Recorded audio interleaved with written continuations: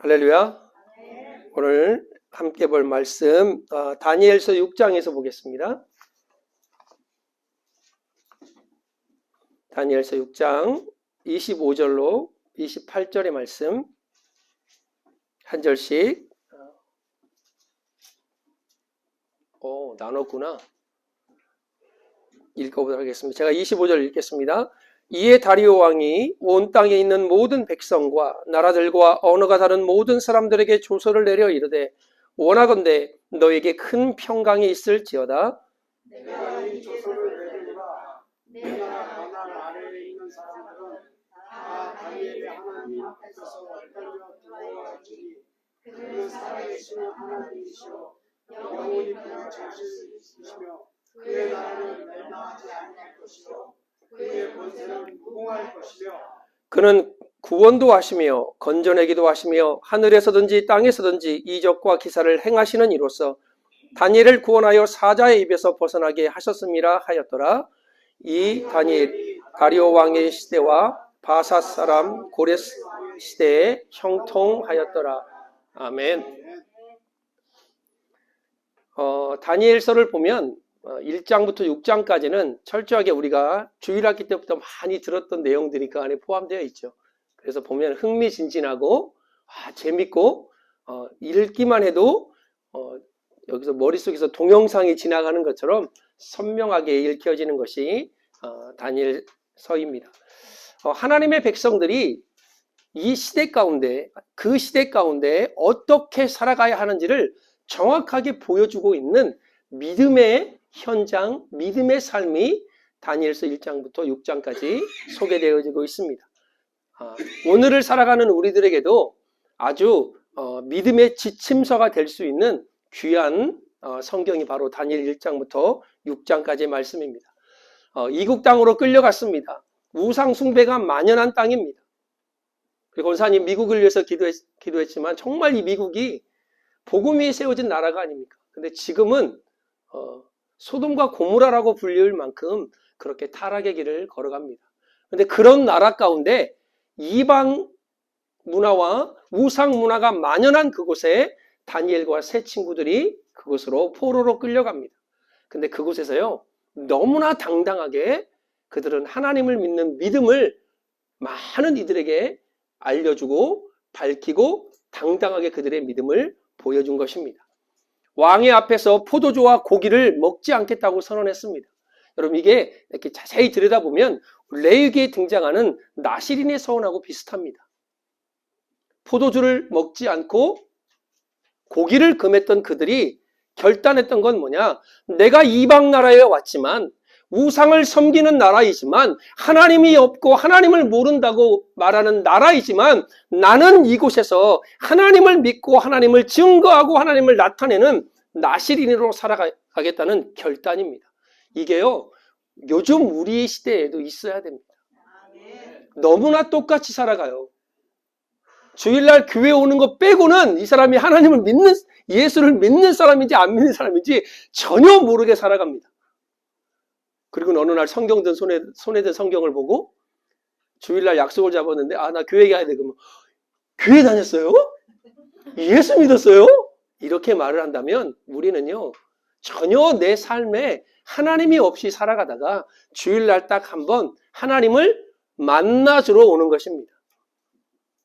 매일매일의 삶, 그 삶 속에서 하나님을 느끼고 만나다가 주일날 그 감격을 하나님 앞에 영광 돌리며 표출하는 것이 아니라 뭔가 찝찝해, 꺼름직해 안 나가면 그래서 하나님을요 만나주는 가는 거야. 가서 딱 앉아서 우리 옛날에 그 웜체어 의자만 따뜻하게 데피고 그냥 가는 거예요. 오늘 다니엘과 세 친구들은요 그들이 본인이 나시린의 삶을 살겠다고 결단하는 그 순간 하나님이 그들을 지키십니다. 하나님이 그들을 붙드십니다. 하나님이 그들을 보호하십니다.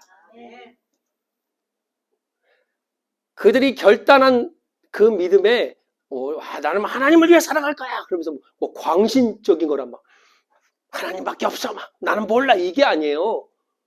너무나도 상식적이게 너무나도 무례하지 않게 자신들이 처한 상황 속에서도 하나님을 믿었지만요, 흠 잡을 데 없는 인격을 가졌습니다. 흠 잡을 데 없는 경고를 가졌습니다.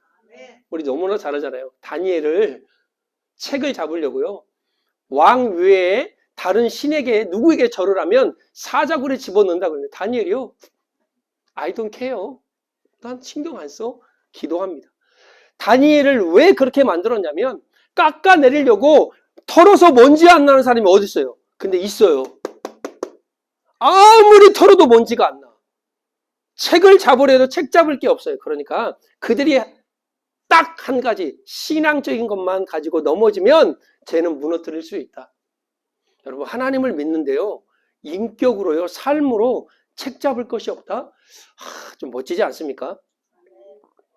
우리는 참 부족한 게 많잖아요. 인간의 왕을 섬기지만 중심으로는 참된 왕, 만왕의 왕이신 여호와 하나님을 바라보는 신앙, 이게 다니엘과 세 친구들의 신앙이었습니다. 주어진 일에 성실했습니다. 그러나 그들은 세상적인 출세 때문에 기회를 엿보다가 이렇게 줄타기를 하지 않았습니다. 그들의 믿음을 지키고 그들의 삶에 성실하니까요, 하나님이 그들을 높여주기 시작합니다. 이런 과정에서 저번 주 계속 얘기했던, 어찌 보면 이게 좁은 문 좁은 길 아닙니까? 반석 위에 세운 신앙이 아니겠습니까? 여러분, 이런 길을 가면요, 이런 믿음 생활을 하면요, 때로는 풀무불 속에 들어갈 수도 있어요. 지금 누가 예수 믿는다고 불 속에 집어넣습니까? 이런 신앙을 지키면요, 때로는 사자의 입으로 들어갈 수도 있습니다. 그러나 하나님의 믿음을 가진 이들을요, 하나님은 반드시 지켜냅니다.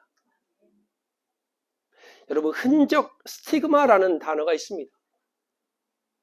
그 소나 양에게 낙인을 확 찍어서 너는 내 소, 너는 내 양, 주인이 자기의 것을 구분하기 위해서 찍는 낙인이 있습니다. 그걸 흔적이라고 해요.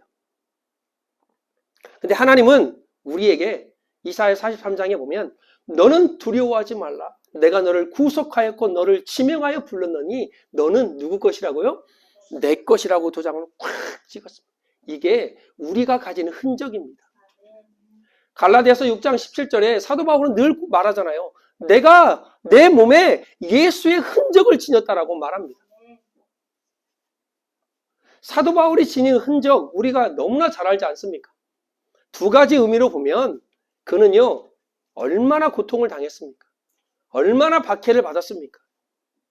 사도 바울이 서신 편지를 잘 써요. 그가 우리가 이렇게 역사학자들이 연구하다 보면 글을 잘 써서 그런 것도 있지만 자기 얼굴을 좀 보여주기 싫은 것도 있었대요. 왜냐면 머리는 대머리에 하도 맞아서 다리는 절고, 여러분 저도 사단에서 한번 떨어지니까 한 달간을 이렇게 옆에 누워서 이렇게 돌리지를 못하는 거예요. 근데 40에 감한 39도의 태형을요 3번 이상 맞았어요. 40대 이상 맞으면 사람이 죽는데요. 우리 옛날에 우리 사극 보면 한 대요 하고 물 쫙 뿌리고 곤장을 막 딱, 곤장 맞아서 죽는 이유는요, 여기에 그 맞은 자국에 거기에 이제 세균, 균이 들어가서 염증이 생겨서 그 곤장 때문에 맞은 것 때문에 죽는데요. 그런데 40에 감한 한 대를 감한 그 매를 그렇게 맞았잖아요. 루스드라에서는요, 돌로 던져가지고 죽은 줄 알고 성 밖으로 내어 보냈어요. 그런데 눈 떠보고 살아나니까 또 기어가지고 그 성을 들어가잖아요. 복음 때문에. 그게 바로 예수의 흔적입니다. 또 하나 사도 바울은 그리스도 예수의 사도로 부르심을 입은 자라고 고백을 합니다. 복음 때문에 하나님의 부르심을 입었고, 복음 때문에 내가 이렇게 핍박받고 박해를 받은 그것을 사도 바울은 흔적이라고 말을 합니다. 저와 여러분들은 어떤 흔적이 있나요? 제가 우리 집사님, 우리 권사님 이렇게 막 얘기를 들어보면, 야, 흔적들이 다 하나씩 있더만. 하나님을 믿을 때요, 우리는 예수의 흔적을 누구나가 다 하나씩 갖고 있습니다.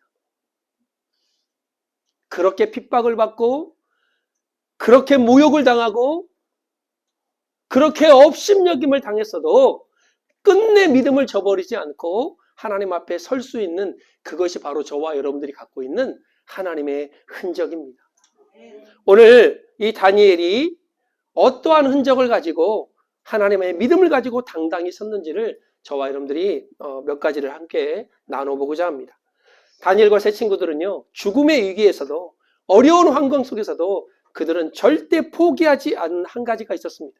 그게 바로 하나님을 믿는 진짜였습니다. 여러분, 우리가 진짜를 붙든다는 것, 이 땅에 사라질 것이 아니라 영원한 나라를 붙잡는다는 것은요, 쉬운 일이 아닙니다.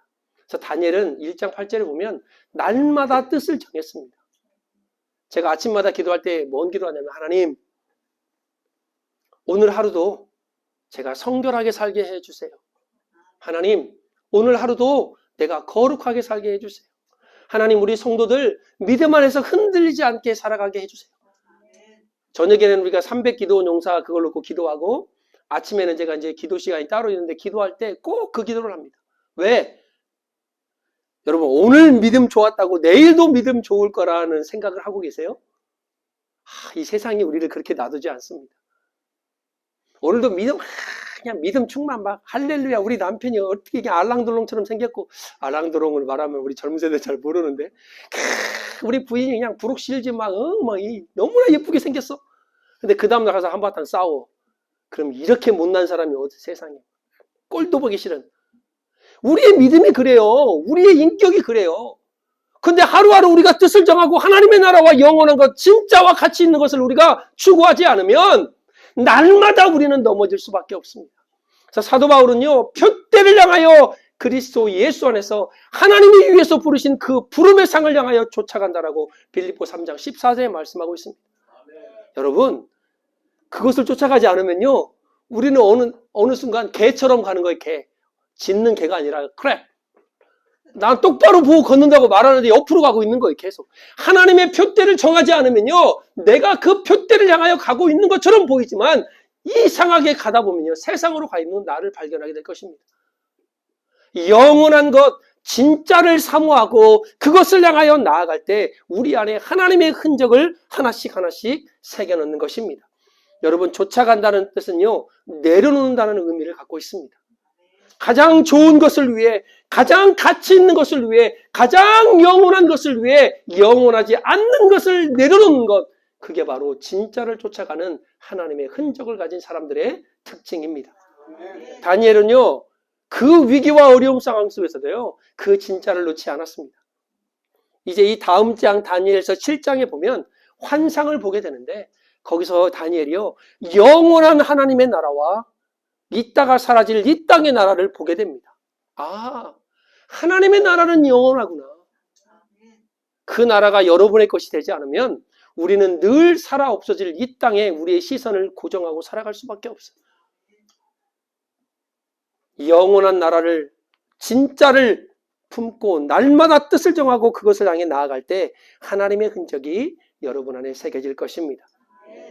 다니엘 8장 15절에 보면 다니엘은 그 환상 속에서 주어지는 하나님의 말씀을요, 알고자 했다라고 성경은 기록되어 있습니다. 이 알고자 하다라는 히브리어는 바카스랑 좀 비슷하지 않아요? 힘이 되는 바카쉬라는 말씀인데, 고통스러울 만큼 혹독하게 몰입한다는 뜻입니다. 그러니까 그 말씀을 알려고, 그 말씀을 깨달으려고 막 애를 쓰고 혹독하게 몰입하고 그것에 온전히 빠져드는 모습이 바로 이 바카슈라는 뜻입니다. 누가복음 24장에 보면 엠마오로 가는 두 제자를 예수님이 만나십니다. 옆에 가는데도 예수님이 누군지 몰라요. 그렇게 되는 거예요. 우리가 세상 살다 보면 예수님 온데가 안 되고 옆에 와 있는데도 누구세요? 이제 그러고 같이 가는 거예요. 예수님이 모세와 선지자의 말씀을 가지고 뜻을 쫙 풀어서 성경을 그들에게 설명해 줍니다. 근데 그들이 한참 가다가, 길에서 우리에게 말씀하시고 우리에게 성경을 풀어주실 때 우리 마음이 뜨거워지지 않았느냐? 뜨겁지 아니하더냐? 하나님의 말씀이 선포되고요, 그 말씀이 우리 안에 임하게 되면 우리 가슴이 뜨거워질 수밖에 없습니다. 이 뜨겁다라는 말은요, 불을 켜다, 불타다라는 말입니다. 등불을 켜다라는 말입니다. 말씀이 우리 안에 들어오면 내 가슴이요 뜨거워져요. 왜 우리가 첫사랑을 회복합시다, 냉랭한 우리의 믿음을 다시금 하나님 불타오르게 해주십시오라고 기도합니까? 가슴이 식어서 그래요. 그 말은 하나님의 말씀이 우리 안에 거하지 않기 때문이라는 소리입니다. 주의 말씀이, 하나님의 말씀이 내 안에 들어오면 내 길에 비치고 내 발에 등이에요. 그 말씀이 우리를 뜨겁게 하면요, 에레미야 말씀처럼 그냥 꿀꺽 생기니까 들어갈 땐 쓰지만 내 배에서는요 너무나 단 말씀이 되는 겁니다. 하나님의 흔적을 가지려면요 이 말씀이 내 안에서 먹어질 때 우리가 뜨거워지는 것입니다. 말씀 사모하면요 심령이 뜨거워집니다. 그러면 첫사랑의 그 은혜를, 그 믿음을 우리는 회복할 수 있는 것입니다.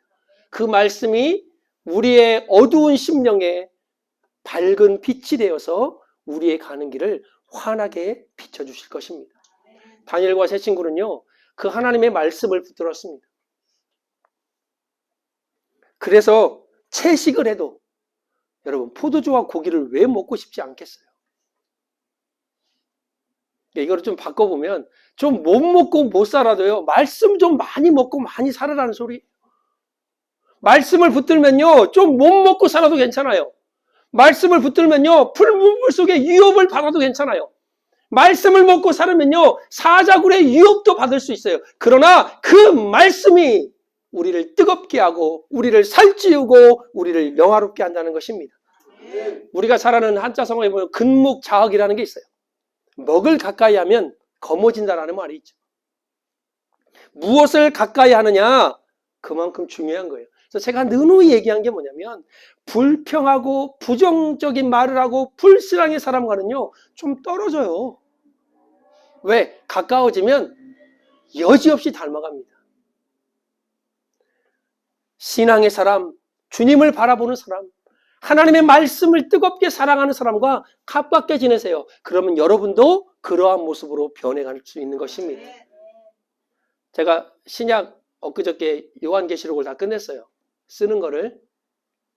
이제 구약 또 나머지를 써야 되겠지만 다 쓰고 나니까요. 요즘 이제 이사 준비한다고 성경을 안 쓰고 있거든요.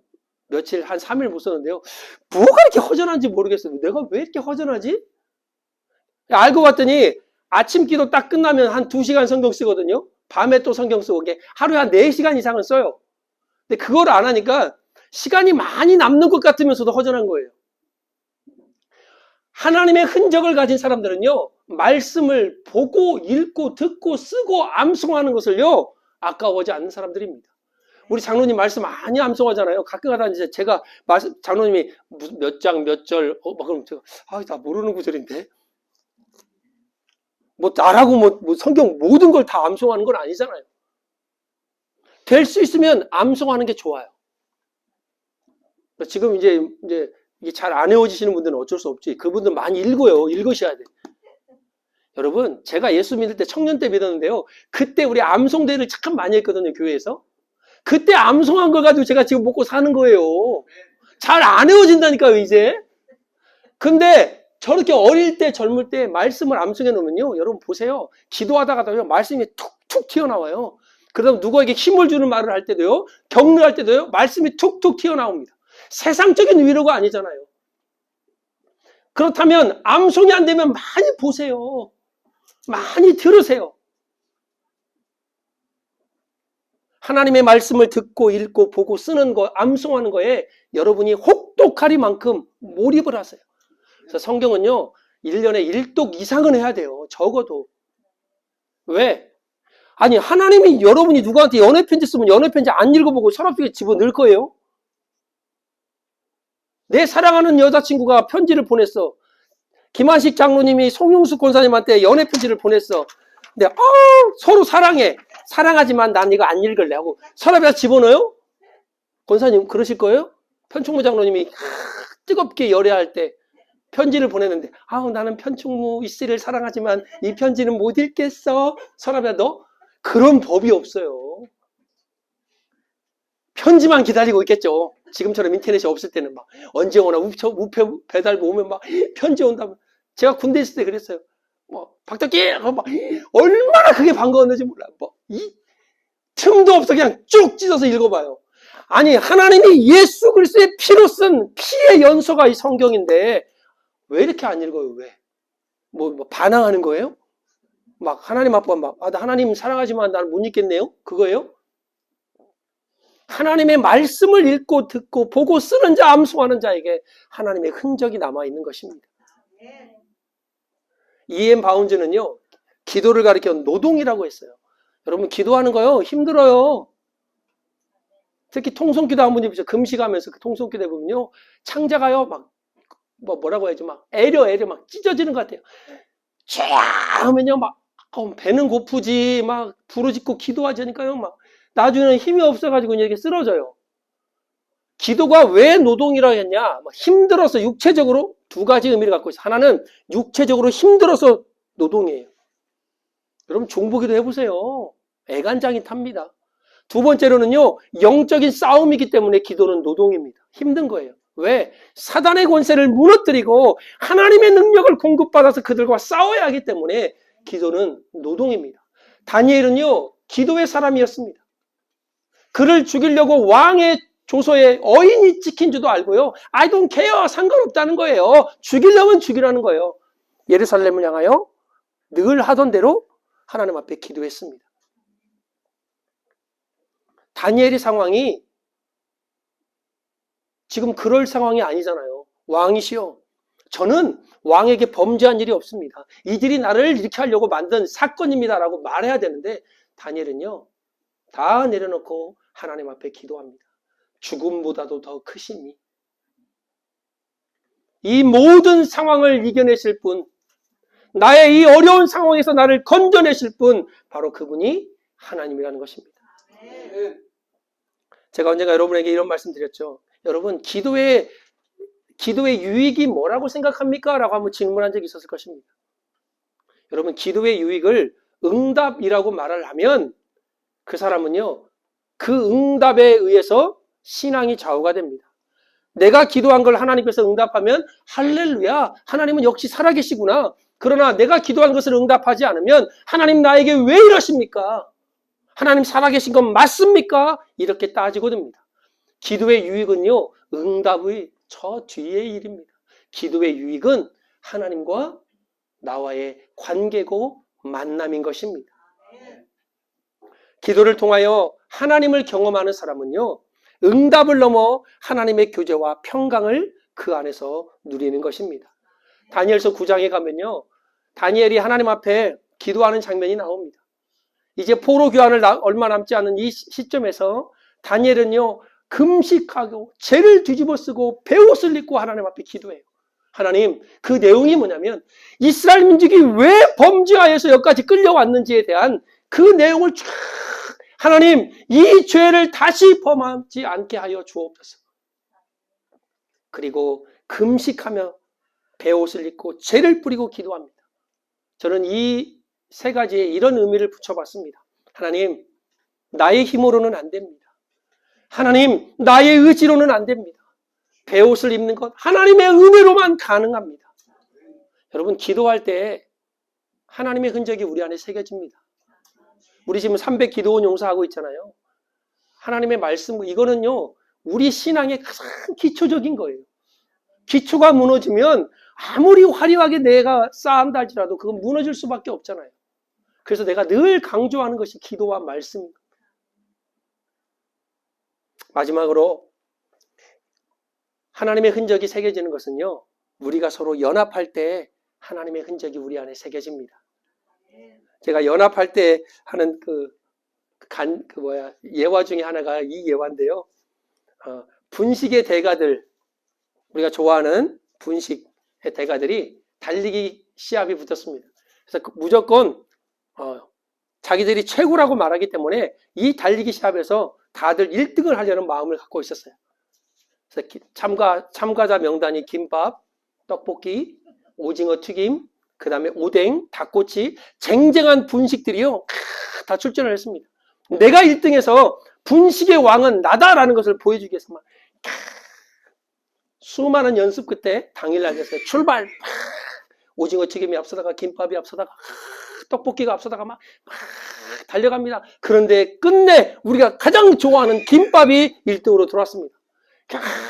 많은 사람들이 역시 김밥이야 하고 막 환호를 치는데 심판이 2등으로 들어온 오징어 튀김에게 1등이라고 선언을 하는 거예요.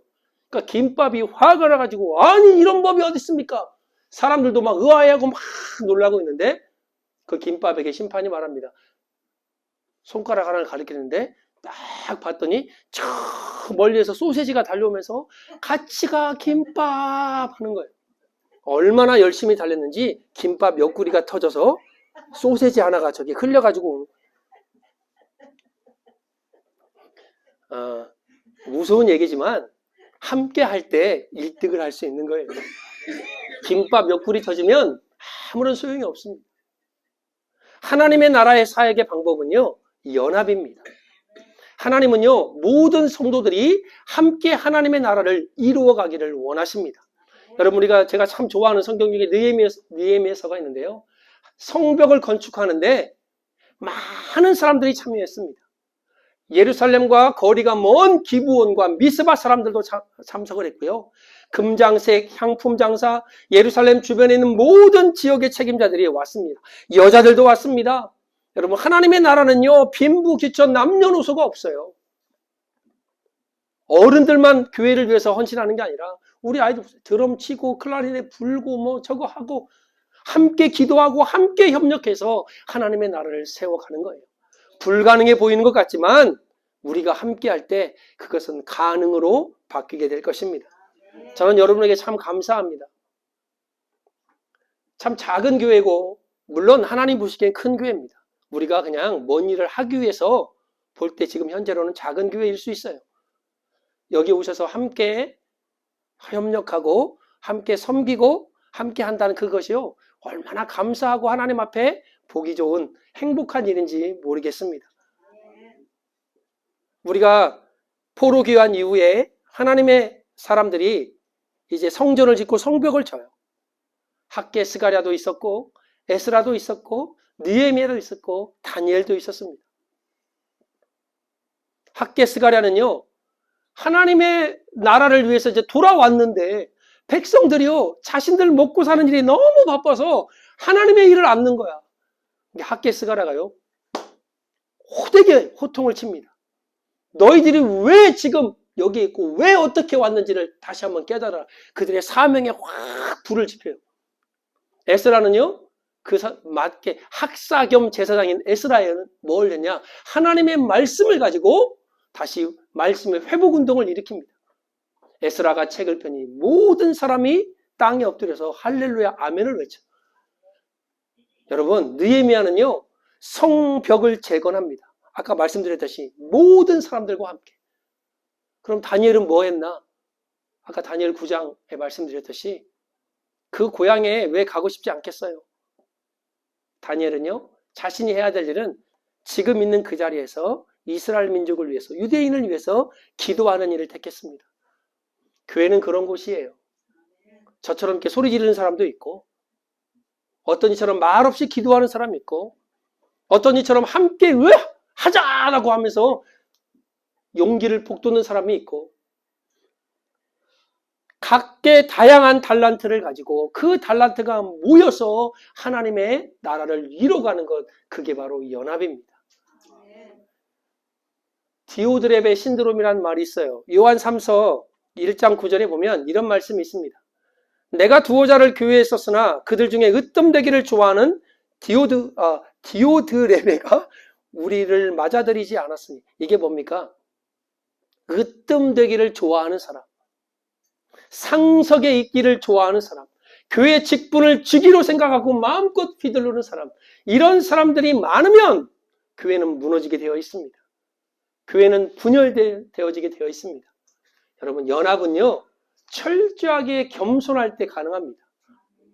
제가 지난주 목요일 아침에 몇 분 남았다. 아침 기도하다가 잠깐 이찬수 목사님의 글을 봤어요. 자기를 모욕하고 비난하고 막 공격하는 사람들 참다가 당회 소집 고발하겠습니다. 이 사람들 명예훼손죄로. 그러다가요, 당회를 소집하고 문자를 보내놓고 이제 그 소집 시간을 기다리다가 다시 얼마 후에 당회 해산하고 다시 문자를 보냈대요. 그게 뭐냐면 어머니의 말씀이 생각나서. 어머니가 뭐라 하셨냐면요. 종이 명예가 어디 있느냐. 네 하나님의 종이라며. 너 예수의 종이라며. 네가 무슨 명예가 있어 종이. 뭔 명예가 있어서 네가 훼손을 당해서 명예훼손으로 고발을 해. 제가 그거를 들으면서요. 너무 부끄러운 거예요. 너무 가슴이 먹먹한 거예요. 나를 이제까지 힘들게 하고 나를 모함하고 나를 거짓말장애로 만든 이들, 내가 언젠가 니들 내가 꼭, 그리고 어쩔 때는요, 하나님 좀 갚아주세요 막 이렇게 기도할 때도 있었어요. 근데 단 2, 3분밖에 안 되는 그 짧은 설교를 듣고요, 참 제 자신이 참 멀었구나. 여러분, 저와 여러분들은요, 예수의 흔적을 가진 사람들입니다. 예수님처럼, 사도 바울처럼, 다니엘처럼 믿음의 선진들이 걸었던 그 길을 가려고 애쓰는 사람들. 그러려면 우리는 철저하게 예수의 종의 흔적을 저희는 가져야 할 것입니다. 오늘 본문에 보면 이 다리오 왕이요, 다니엘의 하나님이라는 단어가 탁 등장하는데요. 제 마음에 확 꽂혔습니다. 그렇지. 믿지 않는 이방의 왕들이, 믿지 않는 이방의 나라 사람들이 다니엘의 하나님은 살아계신 하나님, 영원히 변치 않으실 하나님, 우리를 구원하신 하나님. 덕기리의 하나님, 너가 믿는 하나님, 영의 하나님은 살아계신 하나님이요 구원자이신 하나님이시구나. 그것을 세상 사람들이 그들의 입을 통하여 나타내야 될 것입니다. 저와 여러분들이 그런 은혜가 있길 주님을 축복합니다. 진짜 영원한 것을 붙들고 하나님의 말씀, 그 말씀을 사모하며 뜨겁게 기도함으로 함께 합력하여 선을 이룰 때 하나님의 흔적이 여러분과 우리 교회에 새겨질 것입니다. 그런 은혜가 있기를 주 예수 그리스도의 이름으로 축복합니다. 아멘. 우리 함께 기도하겠습니다.